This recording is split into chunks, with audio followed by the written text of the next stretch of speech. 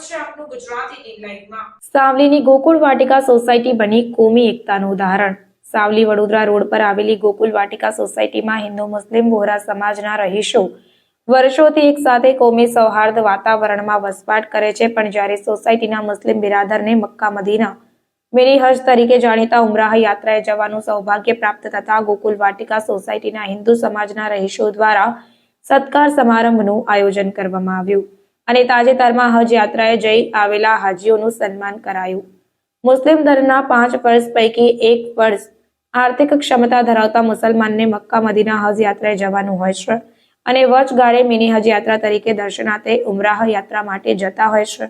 પણ વડોદરા જિલ્લાના સાવલીમાં આવેલી ગોકુલ વાટિકા સોસાયટી કે જ્યાં હિન્દુ મુસ્લિમ એક જ સોસાયટીમાં નાતી જાતિના વાળાથી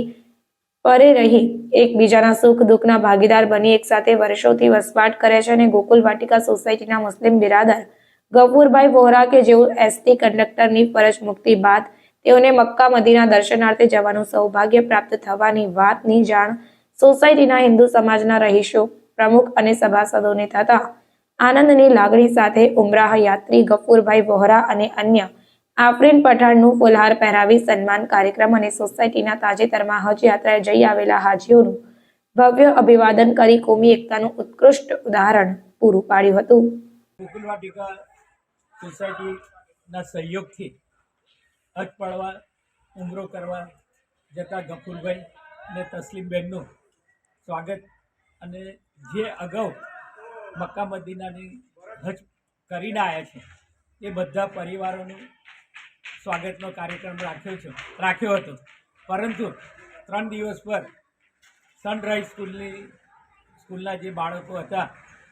એ હરની તળાવની અંદર બોટિંગની અંદર 12 બાળકો અને 2 શિક્ષિકાઓના કરુણ મૃત્યુ થયા, તેમનું પણ મૌન પાડીને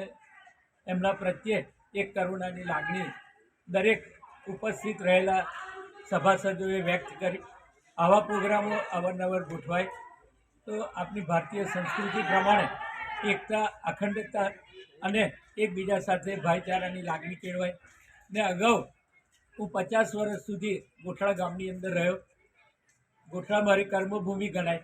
પણ એ કર્મભૂમિની અંદર પણ જે હજ પડવા જતા હતા એમના અવારનવાર સન્માનના કાર્યક્રમો થયેલા ને એમાં હું સહભાગી થતો હતો, એટલે મને વિચાર આવ્યા કે એ કામ આપણે ગોકુલ વાટિકા સોસાયટીની અંદર પણ કરીએ તો એક નવો રસ્તો ઊભો થાય ને આવનારા દિવસોની અંદર આ કાર્યક્રમો ચાલુ રહે, જેનાથી એકબીજાની સાથે એટેચમેન્ટ કેળવાશે અને એકબીજા પ્રત્યે સારી પ્રેમની લાગણી કેળવાશે, એવી એક પરવરદિગારને સાથે અમારી પ્રાર્થના અને અપેક્ષા છે।